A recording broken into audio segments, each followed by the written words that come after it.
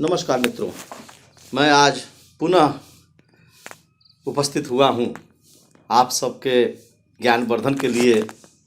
आपके प्रतियोगी परीक्षाओं में उन्नत के लिए आज हमने जो हिंदी साहित्य से जो विषय चुना है, जो शीर्षक चुना है, वह शीर्षक है हिंदी निबंधों का विकास। वैसे तो हिंदी साहित्य में बहुत सारे निबंध लिखे गए, जिसकी एक लंबी श्रृंखला है, लेकिन मैं इन निबंधों को संक्षिप्त करते हुए सार तत्व के रूप में इसे दो भागों में प्रस्तुत किया जाएगा। हिंदी निबंधों का विकास। तो प्रस्तुत हूँ मैं डॉक्टर कन्हैयालाल गुप्त किशन लेकर हिंदी निबंधों का विकास आपके इस लोकप्रिय चैनल लाइव स्टडीज के में। इसमें आपका पुनः स्वागत है। तो हिंदी निबंधों के विकास के पहले क्रम में आता है निबंध लाला श्रीनिवास दास का। लाला श्रीनिवास दास ने दो निबंध लिखे, एक भरतखंड का समृद्धि और दूसरा सदाचरण। इसके बाद के जो निबंधकार हैं दूसरे, वो हैं राधाचरण गोस्वामी। तीसरे जो निबंधकार हैं वह हैं मोहनलाल विष्णुलाल पांड्या। इनका जो निबंध है वह है हम लोगों की वृद्धि किस रीत से होगी।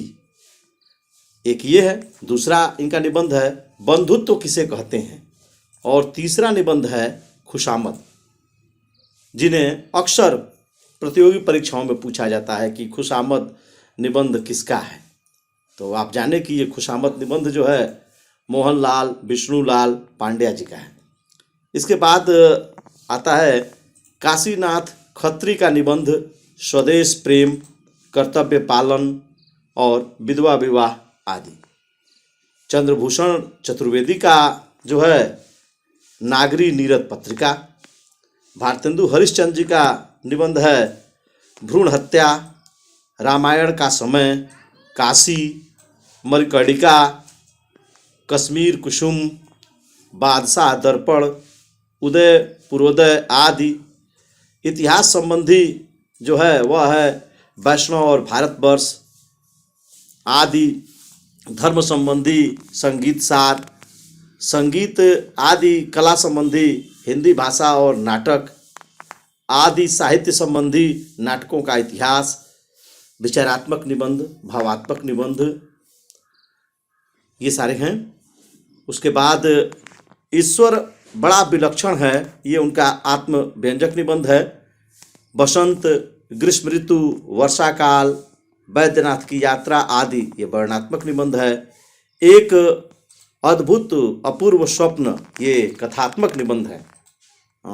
मित्रों, निबंधों के भी बहुत सारे प्रकार हैं। जैसे अभी आपने सुना कि कथात्मक निबंध हैं, वर्णनात्मक निबंध हैं, आत्मव्यंजक निबंध हैं, जो है भावात्मक निबंध हैं, विचारात्मक निबंध हैं, साहित्य संबंधी निबंध हैं, और ये धर्म से संबंधित, संगीत से संबंधित, इस तरह के भी निबंध लिखे जाने की परंपरा रही है।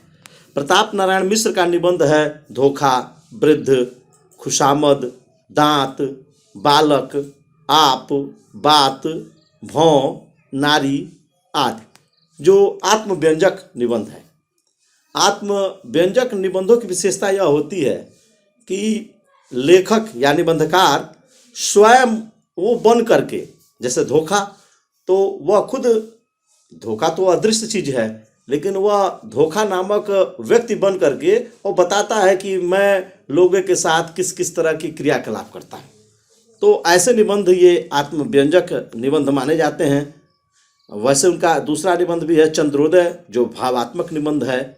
संसार महानाट्यशाला तथा प्रेम के बाग का सैलानी, एक अनोखा स्वप्न, माता का स्नेह, आंसू, लक्ष्मी, कालचक्र का चक्कर, ये विचारात्मक विवेचनात्मक निबंध है। साहित्य जनसमूह के हृदय का विकास है। शब्द की आकर्षण शक्ति, प्रतिभा, माधुर्य, साहित्य का सभ्यता से घनिष्ठ संबंध है, ये साहित्यिक पद्धति के निबंध हैं। आशा, आत्मगौरव, रुचि, भिक्षावृत्ति, विश्वास, बोध आदि नैतिक दृष्टिकोण से लिखे गए निबंध हैं।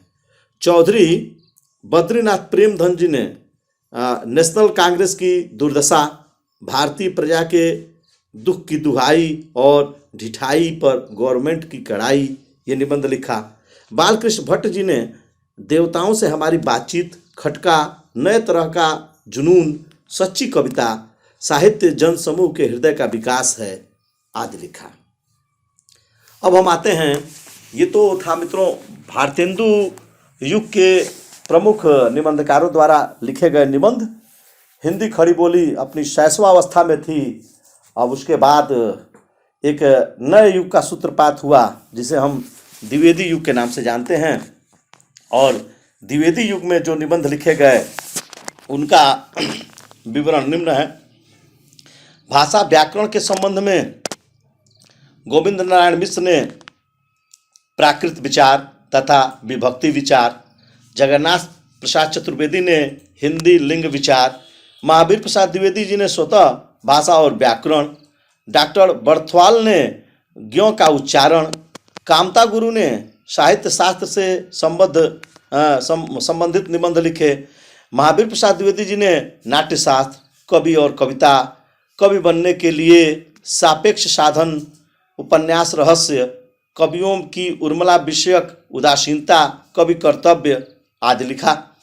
पद्मलाल पन्नालाल बख्शी ने विश्व साहित्य, रामचंद्र शुक्ल जी ने रस मीमांसा, कविता क्या है, काव्य में लोक मंगल की साधनावस्था, जयशंकर प्रसाद ने काव्य और कला तथा अन्य निबंध। इसके बाद साहित्य शास्त्र से संबंधित भी निबंध लिखे गए। महावीर प्रसाद द्विवेदी ने नाट्य शास्त्र, कवि और कविता, कवि बनने के लिए सापेक्ष साधन, उपन्यास रहस्य, कवियों की उर्मिला विषयक उदासीनता, कवि कर्तव्य। पद्मलाल पुन्नालाल बख्शी ने विश्व साहित्य, रामचंद्र शुक्ल जी ने रस मीमांसा, कविता क्या है, काव्य में लोक मंगल की साधना, जयशंकर प्रसाद जी ने काव्य और कला तथा अन्य निबंध नामक साहित्य शास्त्र पर अपने निबंध लिखे।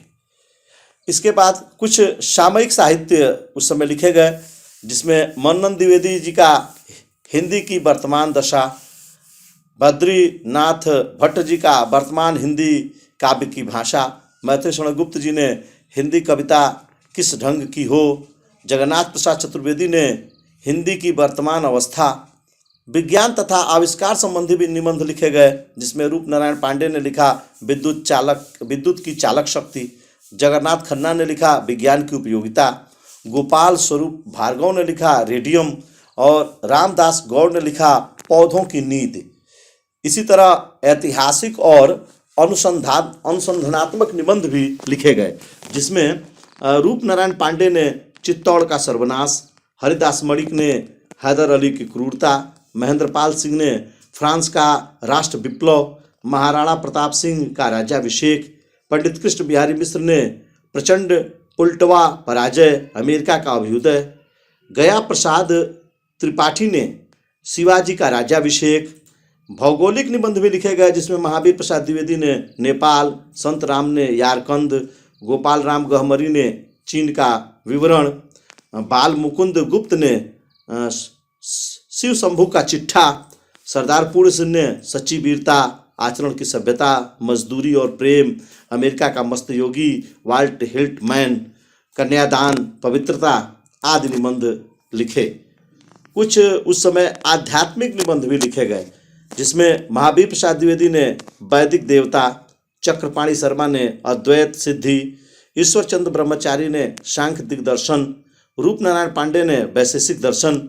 वर्णात्मक निबंधों में मंसूरी में सरसरी सैर, राजपूताना के भील, आगरे की शाही इमारतें, जयपुर, उदयपुर, नेपाल आदि लिखा।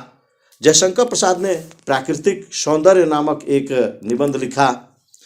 आत्मकथात्मक निबंधों में वेंकटेश नारायण तिवारी ने एक असरफी की आत्मकथा, निजाम शाह ने एक शिकारी की सच्ची कहानी, श्रीकंठ पाठक ने दंडदेव का आत्मनिवेदन, JNS गहलोत ने जल की आत्मकथा, विंध्येश्वरी प्रसाद उपाध्याय ने जूते की आत्मकहानी, स्वप्न कथात्मक निबंधों में लल्ली प्रसाद पांडे ने कविता का दरबार, अवध बिहारी शरण ने मेरा स्वप्न और कमला प्रसाद ने क्या था ये लिखा।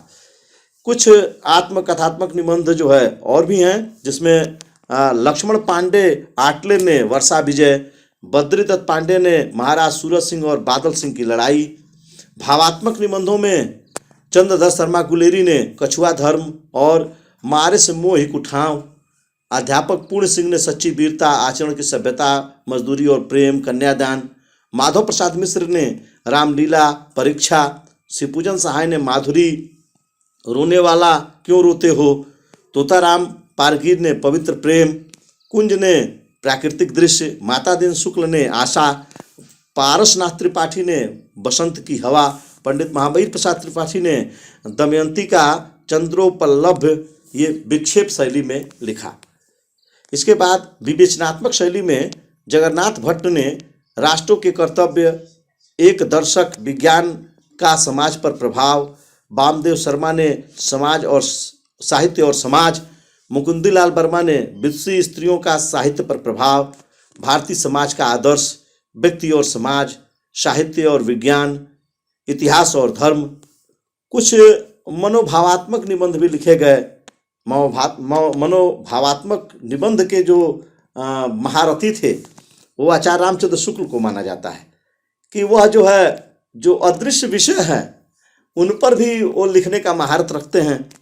आचार्य रामचंद्र शुक्ल ने क्रोध, भय, घृणा, करुणा, ईर्ष्या, लोभ और प्रेम, श्रद्धा और भक्ति आदि मनोविकारों पर बड़े ही प्रभावपूर्ण ढंग से अपने निबंधों को लिखा। इनकी निबंध लिखने की शैली जो थी सूत्रात्मक शैली थी। सूत्रात्मक शैली में वो अपनी बात बड़ी ही सहजता से, बड़े ही कम शब्दों में, बड़े ही सहज और सरस शब्दों में इनका निबंध है। और जो इस तरह के वो हैं,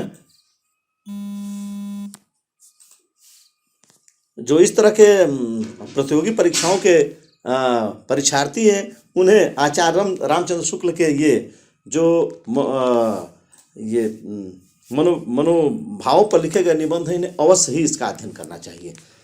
इस तरह से यह जो पहला भाग है हिंदी साहित्य में निबंधों का विकास, यह पहला भाग यहीं विश्राम पाता है। इसकी अगली कड़ी जो भाग 2 इसका जो है हिंदी साहित्य में निबंधों के विकास की कड़ी लेके हम बहुत ही जल्दी पुनः आपके समक्ष आएंगे और आपका ज्ञानार्जन करेंगे। प्रतियोगी परीक्षाओं के लिए आपके सहयोगी बनेंगे, आपके सारथी बनेंगे। इन्हीं बातों के साथ, इन्हीं शब्दों के साथ लाइव स्टडीज़ को पुनः धन्यवाद देते हुए आप सबका भी धन्यवाद और आभार व्यक्त करता हूं, और साथ ही साथ यह आशा और अपेक्षा रखता हूं कि आप इनका अध्ययन करके, इनका श्रवण करके अपने जो विचार होंगे वह ज़रूर हम तक जो है पहुंचाएंगे, हमें अवगत कराएं। बहुत बहुत धन्यवाद। जय हिंद, जय भारती।